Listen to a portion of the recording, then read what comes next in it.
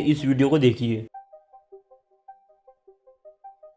यहाँ लोग पॉलीथीन और कचरे को बार बार नदी में फेंक के जा रहे हैं, पर इन लोगों को इतनी भी थोड़ी शर्म है। जिस चीज को हम नदी में फेंक रहे हैं उस चीज से नदियाँ कितनी पोल्यूटेड होती है। जिन नदियों को हम देवी माँ के रूप में पूजते हैं उन्हीं नदियों का हाल हमने कुछ इस प्रकार से कर दिया है। अब जरा इस वीडियो को देखिए। इस वीडियो में ये महिला कचरा फेंकने आती है और पहले से ही इस नदी में कितना कचरा पड़ा हुआ है, और फिर कई जानवर उस पॉलीथीन को खाना समझकर खा लेते हैं, फिर बाद में मर जाते हैं। क्या पूजा पाठ हमको इतनी स्वार्थी बना देती है?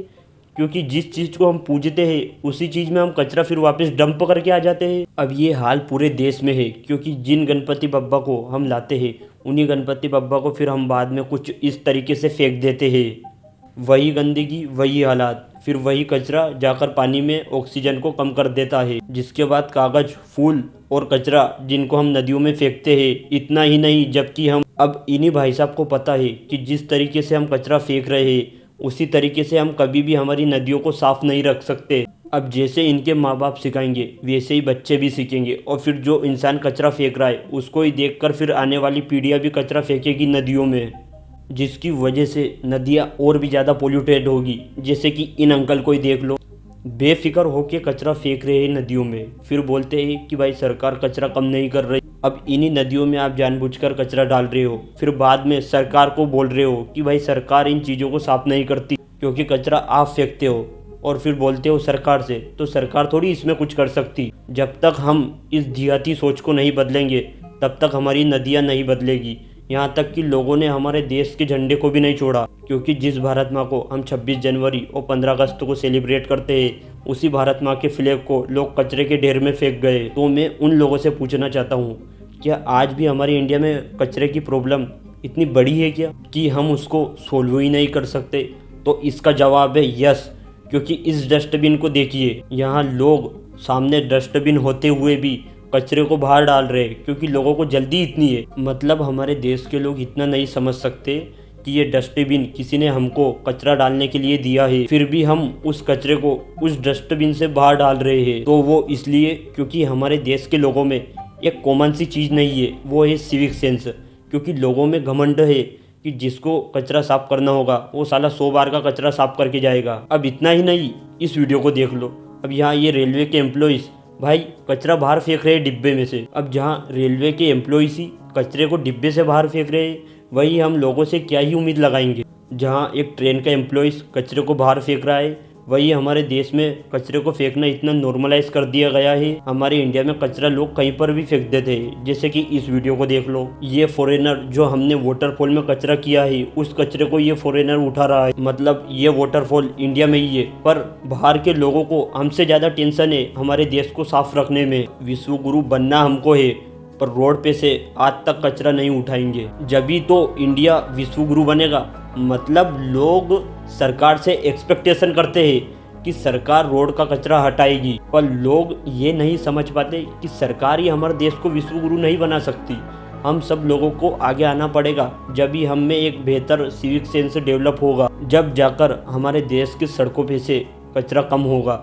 अब जहाँ हम इंडियन से कचरा तो करते हैं, पर कुछ लोग इससे भी ज़्यादा गिरे हुए हैं। अब जहाँ ये फॉरेनर इंडिया में घूमने आई थी, तो यहाँ ये लड़का उसके साथ कैसी बेहुदा हरकतें करता है। हेलो हाय, मेरे को आए ना यस हेलो ब्रो। ये उस लेडी पर वल्गर कमेंट करता है, और ये बेवकूफ़ ये सोचता है कि इस लेडी को हमारे देश की भाषा तो आती नहीं होगी। मतलब वो सामने वाली हमारे देश में घूमने आई है, और इन्हीं बेहुदा हरकतों की वजह से आज इंडिया बदनाम है। जैसे कि ये लोग ये सोचते हैं कि मेरा कुछ क्या ही बिगाड़ लेगा। इन्हीं गधों की हरकतों की वजह से हमारे इंडिया में बहुत ही कम फॉरेनर्स घूमने आते हैं। अब जैसे कि ये इंसान यहाँ जापान की लड़की को छेड़ रहा होता है जो इंडिया विजिट करने आई थी। अब इन्हीं गधों को बताओ कि ये सब चीज़ें सारी दुनिया देखती है भाई। अब जैसे कि ये फॉरेन की बहुत ही फेमस इन्फ्लुएंसर है, जिसको ये भाई साहब किस तरीके से छेड़ रहे हैं। मतलब आज भी हम इंडियंस गोरी चमड़ी के दीवाने हैं। मतलब वो लड़की मना कर रही है, फिर भी ये भाई साहब मान ही रहे हैं, और फिर ये भाई बाद में छोड़ देता है। तो फिर भी ये भाई जानवरों की तरह उस लड़की की ओर घूर घूर के देखता है। अरे भाई ये फॉरेनर से ये बाद में जाकर फिर इंडिया की बेइज्जती करेंगे, तो भाई आपकी इन बेहुदा हरकतों से आपको कौन ही झेलेगा। अब जैसे कि हम इंडियंस गोरे लोगों को भी नहीं छोड़ते हैं, जैसे कि इस वीडियो को देख लो। अब ये फॉरेनर इंसान हमारे इंडिया में घूमने आता है, तो ये भाई साहब उनके सामने कैसा बिहेव करते हैं। निकल यहाँ से। नहीं आ तू जा, तो यहाँ का है नहीं। कैसे में हिंदी बोलते हैं? निकल। जा। बोलता है तू। मतलब हम इंडियंस की इमेज पूरी दुनिया में डिस्ट्रॉय हो चुकी है, क्योंकि आप हमारे देश के बच्चों को ही देख लो। अब जैसे कि इस फॉरेनर लड़की ने बोला कि तुम इस कचरे को नीचे क्यों फेंक रहे हो, तो ये बच्चा और उस लड़की के सामने एंगर हो जाता है। अब जैसी हरकतें हम इंडियंस फॉरेनर के साथ करेंगे, वैसी वो हरकतें फॉरेनर्स हमारे साथ करेंगे, जिससे फॉरेनर्स के दिमाग में यही रहता है इंडियंस मतलब नो सिविक सेंस, जिससे हमको बाहर की कंट्रियों में बहुत ही ज़्यादा क्रिटिसिज्म का सामना करना पड़ता है। जैसे कि इस वीडियो को ही देख लो। अब ये अमेरिकन लेडी एक इंडियन को किस तरीके से बेइज्जती कर रही है।